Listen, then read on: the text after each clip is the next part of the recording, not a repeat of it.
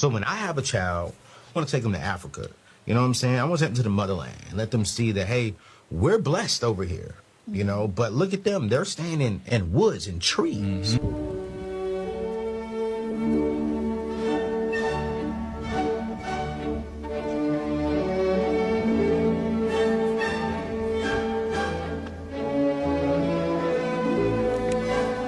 Hi lovelies, and welcome back to my channel. If you're new here, you're welcome to Building the Verse.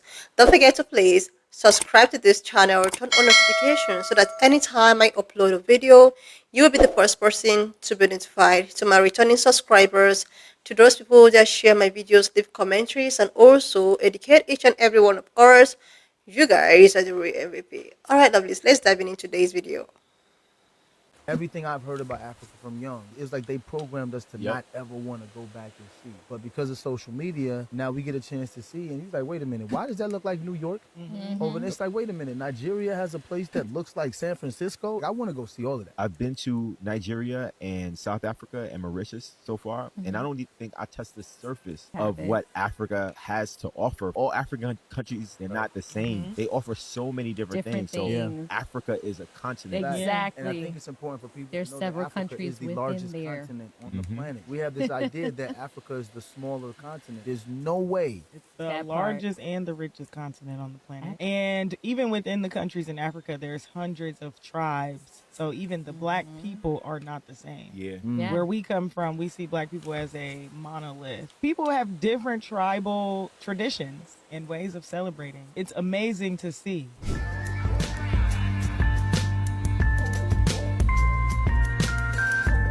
The question I get asked most about building a home in South Africa is, do we have relatives in South Africa?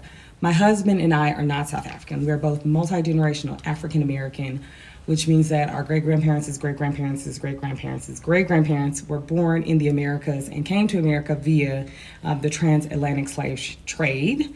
But we have been visiting South Africa consistently for over a decade, over 10 years. And we've gone to many cities. We stayed many weeks. We have fallen in love. We made some really meaningful connections. And some people that we know have migrated here from the United States and have decided to retire here. And that is really how we got started on our, building a home in South Africa journey.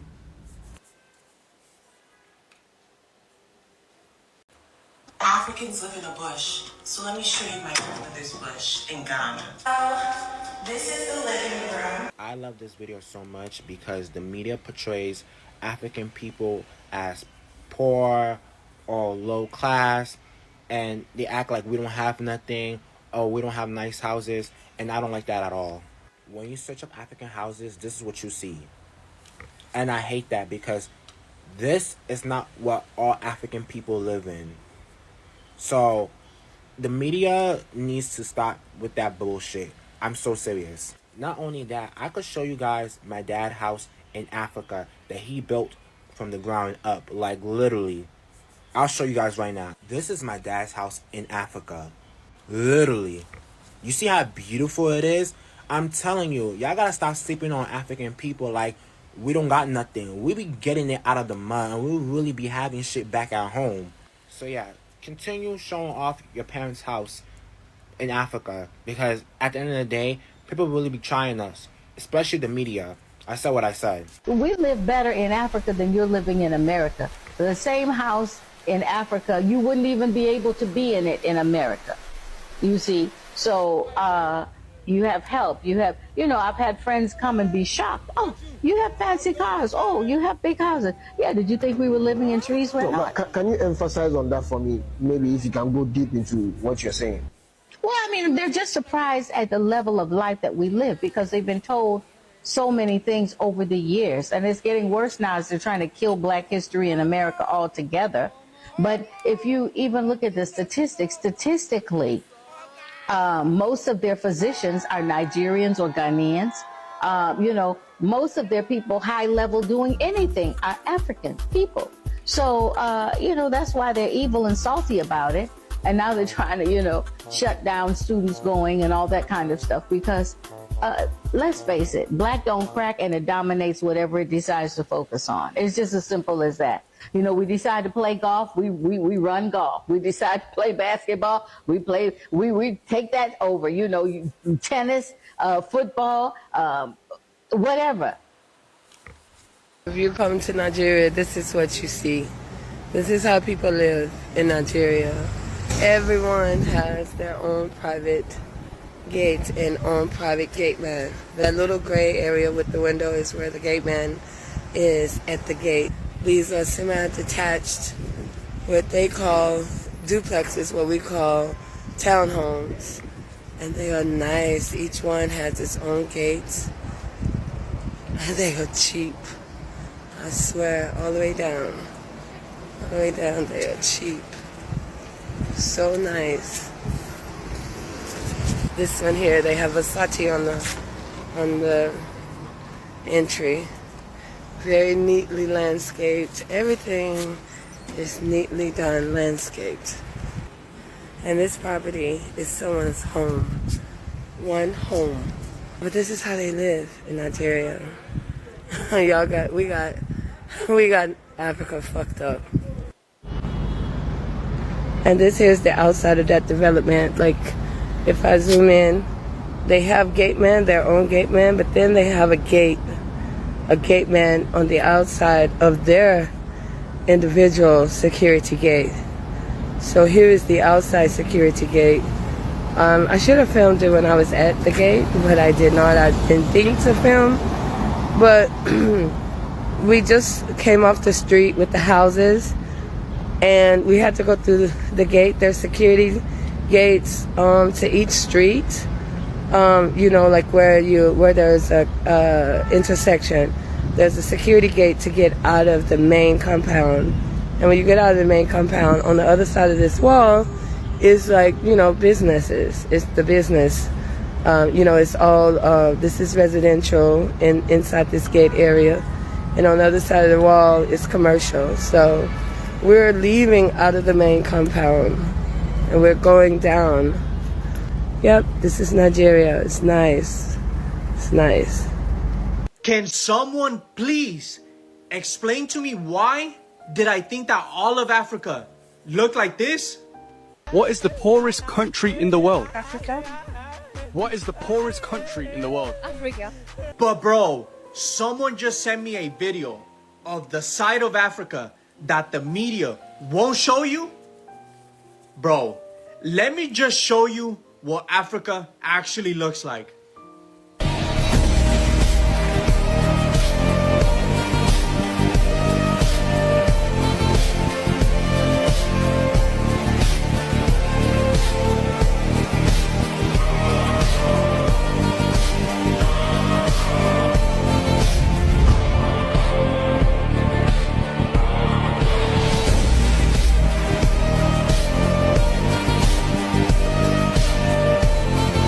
Since when does Africa look like this, bro? There is no way that is actually real. It says that Africans live in a bush. So let me show you my grandmother's bush in Ghana. So this is the living room, first room that you come in when you come into the house. It's for the children and so many little kids, so they come here to play. Let's go into the rest of the house. You just changed the couch. Let me know if you like it or not. The room has a really cool design on it. In the middle, she wants to get a chandelier. The kitchen is in there, but the kitchen is not that clean. Okay, we won't really look at her room. She said that she saw this style in China, so she wanted it to look like a hotel.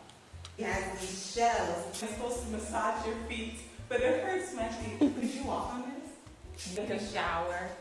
She also has like this sink. Hello. Here is the laundry room. I need to do my laundry. We're gonna do a quick swipe of the kitchen. Quick swipe, swipe, swipe, swipe, swipe, swipe. Okay. There used to be a TV here, but there was a fire, and everyone almost died, and it burned all the electronics in the house. But it's okay. Don't look at my toes. But when you walk, there's lights, so you can see where you're going. These are my favorite tiles. If you look at all of those. Americans think that Africans are very poor, like poor, like we live in hut houses. Let's talk about this. There's no shortage of misconceptions about the African continent. From the people to the diversity to the poverty, people don't know what they're talking about whenever they talk about the African continent. My name's Ivana. I like to talk about these things, so if you like to hear about these things, then as somebody who was born in Africa, raised in Africa for the majority of my life, and raised by an African parent, the amount of times I have been asked if I was living in a hut or if my village had electricity or running water is actually pretty absurd and kind of sad, honestly. I think people forget that 45% of Africa is urbanized at this point, and that the urbanization of the continent is pretty extreme, as in the rate of urbanization is pretty fast, especially with all that the continent has had to endure, if you know what I mean.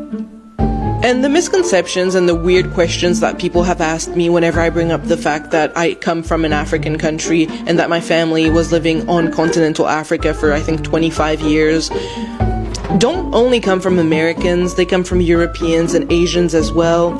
And I don't know about South Americans. I have absolutely no clue because I don't interact with a lot of South Americans in my day-to-day life. But like, whether it's Americans or Europeans or Asians, like the weird questions honestly have no borders. I have heard the weirdest things from people from all over the world. And I think most of it has to do with the media. The way the media portrays Africa is very specific, and it's like, it has made for a lot of misconceptions, and it has made for a lot of people not to want to travel to Africa and clear those misconceptions up. So those misconceptions are upheld by the fact that there is no knowledge because they're not traveling to the continent. But also, I want to add that, now, I don't want to gloss over the fact that there's 429 million people in Africa that are living in extreme poverty, but I think that people think this number is far higher, because out of, I think, 1.4 billion people living on the continent, 429 million people are living in extreme poverty. And when you take into account the history that this continent has had to endure, I think those are pretty good rates, considering. You guys know that most Americans think that Africans are very... Here are 3 things that are done differently in South Africa compared to the United States coming from an American. So the first one is security. Now, in the United States, security for homes typically comes down to locking your doors, and you may have some kind of central alarm system that's connected to the doors and the windows. Maybe there's motion sensors, and if the alarm goes off, it'll notify the local police. But that's basically it. You may have some homes that have a fence around it or some other type of security, maybe a private security, but that's not super common. Now in South Africa, speaking primarily about Johannesburg, because that's where I have had experience, you will see homes, many homes, with not only a fence, but also an electric fence along the top. Now they will have the other things too. Of course, they're going to have locks for their doors, and they may have some kind of central alarm system that has motion sensor type things that's connected to the doors or whatever. They have that type of thing. But the electric fences is definitely something we don't have in the United States. And I will say that when I came here, I was a little bit concerned about it because I was like, why do all these places have these electric fences? But after having been here for some time and spoken to people and stuff like that, it just seems to be kind of a security preference. And as far as I'm concerned, it's an extra level of security, and I'm totally cool with that. So the next one is electricity. Now in the US, typically we use our electricity and then we receive a bill at the end of the month on what we owe. And sometimes that's a nice little shock depending on what the rates are and all that. Now here in South Africa, from my experience, okay, I know there's probably other ways that it works, but from places I have stayed, it is prepaid electricity, meaning we go to the store. I think you can also pay for it online, but I haven't figured that out. But you can go to the store, you prepay for the amount of electricity that you want, you enter in a little code, and then it fills up your credit, and then you can see how much you have left. So I've actually come to appreciate that way of doing it more, just because I feel like there's a little bit more control and you can really watch it a little bit more. But yeah. All right, so this last one is gas. Now in the United States, we have central gas lines just like you would have central water, and you connect up to that and you pay based off of your usage of it. In South Africa, again, speaking about my experience in Johannesburg, from the places I have stayed, you have to go buy your gas, and you can go to a gas station and buy it, and it's basically in a tank. They also have delivery services that will come and bring it for you. Sometimes they'll help you connect it up. but it is in its own little container that you connect up, and then you're able to use your stove. I don't know if it also connects up to water heaters. I imagine it does, but ours only connects to the stove. Price-wise, you can pay anywhere between 30 to maybe 60 US dollars depending on the size. Also depends if you're having the delivery service come to you or if you're picking it up, but they do last quite a bit of time, so it's not horribly inconvenient. And yeah, so there are some things that are done differently in South Africa than in the United States. Alright, one thing that still amazes me in 2025 is how deep the ignorance still runs when it comes to Africa and Black Americans' perception of it. You would think that with all the social media, TikTok, YouTube, and people literally streaming from every corner of the continent, those old stereotypes about Africa being nothing but poverty, hunt, and suffering would be dead by now. But no, every time a Black American step foot in Africa for the first time, you can almost feel the cultural shock. Not because Africa is worse than they imagined, but because it's so much better than they were ever told. Let's be real, for decades, the Western media has carefully painted a picture of Africa that serves their narrative. The feed the children, commercials, the flies on the faces, the starving beliefs, all of that wasn't an accident. It was deliberate conditioning. It made Africans look helpless and poor, and it made the Western world feel powerful and charitable. But that image stuck in the minds of many Black Americans. So when they finally see Africans living good, driving G-Wagons, sipping wine in rooftop restaurants in Lagos or Cape Town, wearing designer clothes, creating tech startups, and traveling the world, the reaction is always disbelief. You can see it all over YouTube. I didn't know Africa was this developed. Why didn't they show us the sides of Africa? I feel like too. Those are the exact words people say when they land in Accra or Nairobi for the first time. And honestly, they should feel lied to because they were. The Western education system and media both work overtime to make Africa look like a continent that needed saving instead of continent that gave birth to civilization itself. What most Black Americans don't realize is that African story was deliberately relating to keep them disconnected from it, because the moment a Black American realized that Africa isn't poor, that Africa isn't begging, and that Africa is actually rising, that is the moment their psychological chains start breaking. That is the moment they start asking deeper questions about their identity and their history. And trust me, those dangerous questions in a system that benefits from their ignorance. But let's talk about that shock. The moment when a Black American lands in Africa and see the airport, you can see it on their faces. They expected dust and chaos, but what they see is structure, technology, and people dressed sharply. They see skyscrapers, nightlife, beaches, and billion-dollar estates. And then they start asking, why didn't they show us this side? The truth is, they didn't want you to know. They didn't want you to see a mirror of yourself living free, powerful, and in control. Now, let's be honest, Africa isn't perfect. There is poverty, there is corruption, there are problems just like anywhere else. But the difference is this: when Westerners talk about their poor areas, they call them struggling communities. When they talk about Africans' poor areas, they call it the whole continent. That is the biases, that is the brainwashing. When you look at the reactions of many Black Americans who visit Africa, it's almost emotional. Some cry, some are silent, some just stare in disbelief because they realize how much of their identity was stolen from them through lies. They realize that Africa isn't the jungle the media showed them. It's home. It's not a place to pity, it's a place to reconnect with. And it's not just about the infrastructure, it's about the energy. When you are in Africa, especially as a person of African descent, there is something spiritual that hits you. You see faces that look like yours, skin tones that mirror your family, and cultures that still carry the rhythm that was taken away through slavery. You realize you were never meant to be disconnected. You realize you were never less than. I have seen videos where black Americans walk through markets in Ghana or take trips through the streets of Nairobi and can't believe the normalcy. They see kids going to private schools, people using iPhones, traffic jams full of luxury cars, people running businesses and wearing designers clothes, and then they say things like this feels like Atlanta or this could be Miami. That comparison is the funniest part because they don't realize that Africa doesn't have to be compared to anywhere. Africa is the original. But this isn't just about shock. It's also about unlearning. Because many black Americans were never taught that Africa was once the center of trade, education, and power. They were never told that Timbuktu had universities before Europe had liberals.